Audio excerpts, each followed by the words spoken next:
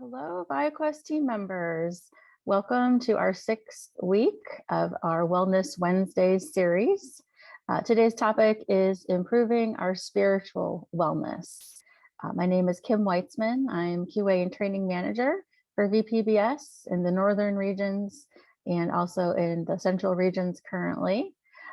Before we get into talking about improving our spiritual wellness, just a real quick recap of where we have been over the past previous 6 weeks. Gabby gave us a great introduction to what wellness is and gave us a preview of what else we were going to be learning about in this series. Week number 2, Shanley gave us a great introduction into physical wellness. Shanley came back week number 3 and gave us some tips into improving our intellectual wellness.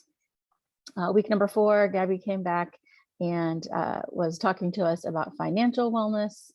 And week number 5, Shanley came to us talking about our environmental health. So I just wanted to point out where we've been so far, because I wanted to say that you might start to see some of these ideas repeating themselves. And that's actually okay, because if you think about it, all of the different dimensions of our wellness are very much related to one another.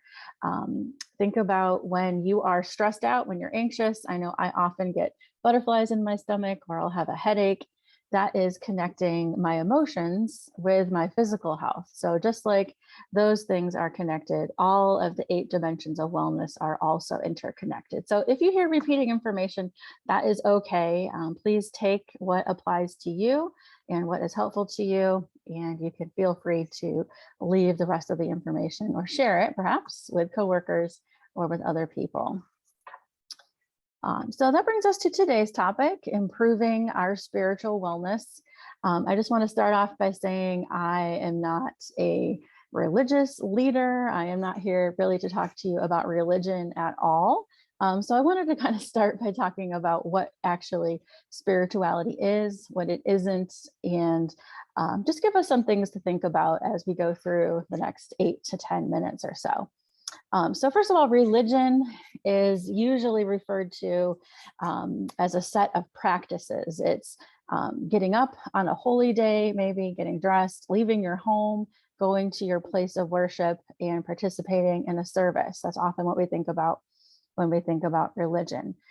It's shared by a group of people who come together and are all members of that particular belief system. It's often passed on from person to person as the religious group gathers more people. And there are also professionals within a religious group that the members look to for guidance or for leadership.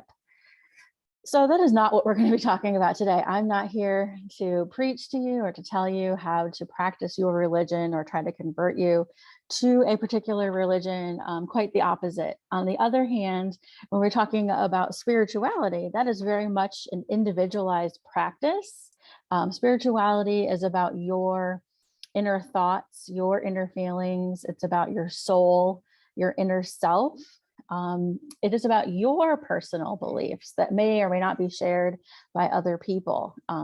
You might think of it as when somebody is searching for the meaning of life.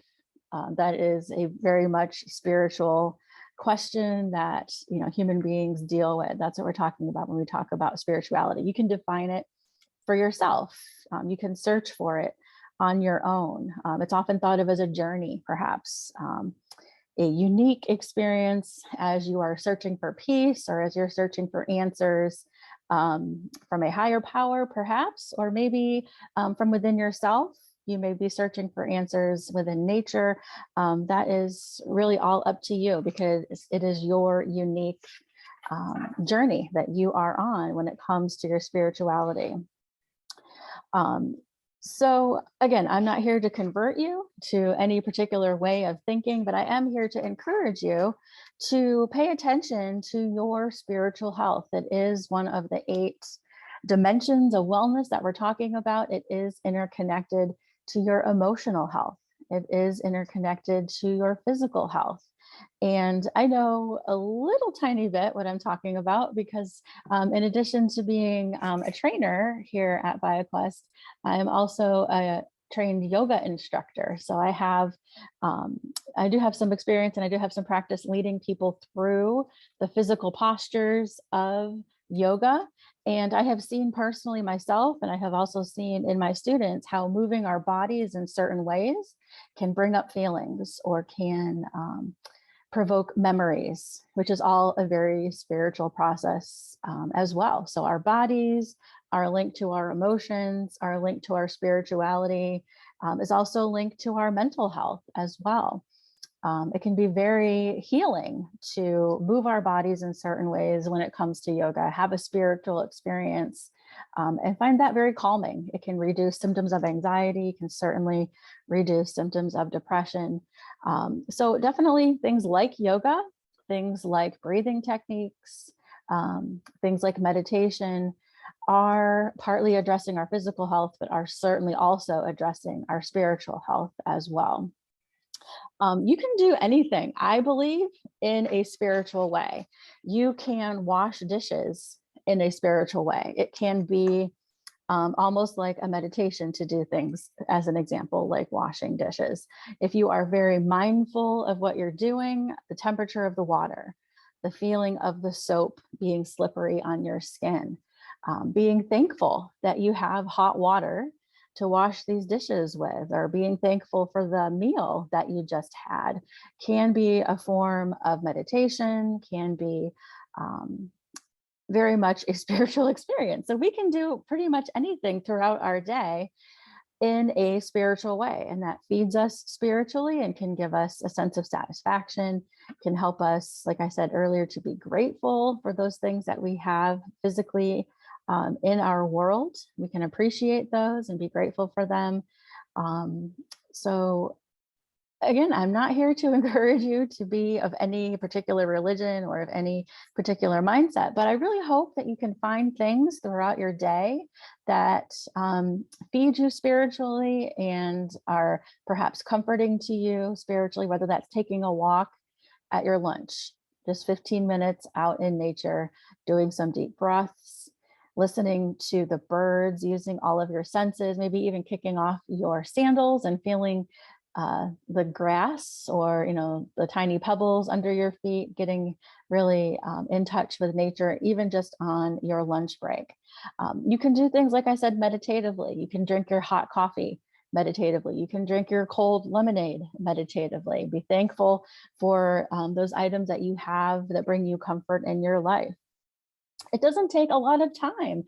Just drinking your lemonade could take you 5 minutes, but it can be very refreshing. It can be very comforting. It can be a spiritual experience, believe it or not. That might sound a little corny, but I believe anything that you do with intent to find comfort in it or to have a spiritual experience can bring that feeling to you if you're doing it with that intention. So just to kind of wrap up personally, I'm just going to give you one practice that I do that I consider to be a spiritual practice.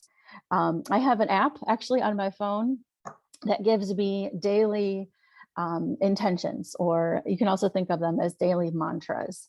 I not only read them on my app as they're delivered every morning, but I take it one step further and I write them down. I have a pink notebook.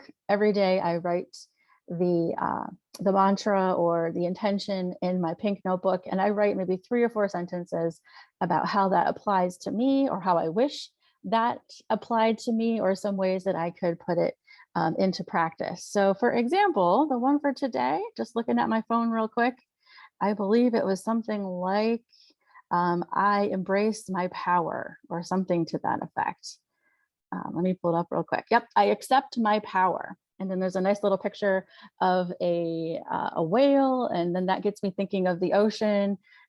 So that just took me a minute or two to think about accepting my power, how powerful the ocean is, how big whales are, and you don't have to take 25 minutes out of your schedule even to have a spiritual moment. It could just be that. It could be 2 minutes where you're doing some deep reflection about yourself, about your place in the world, your place in the universe, and the part that you play in it.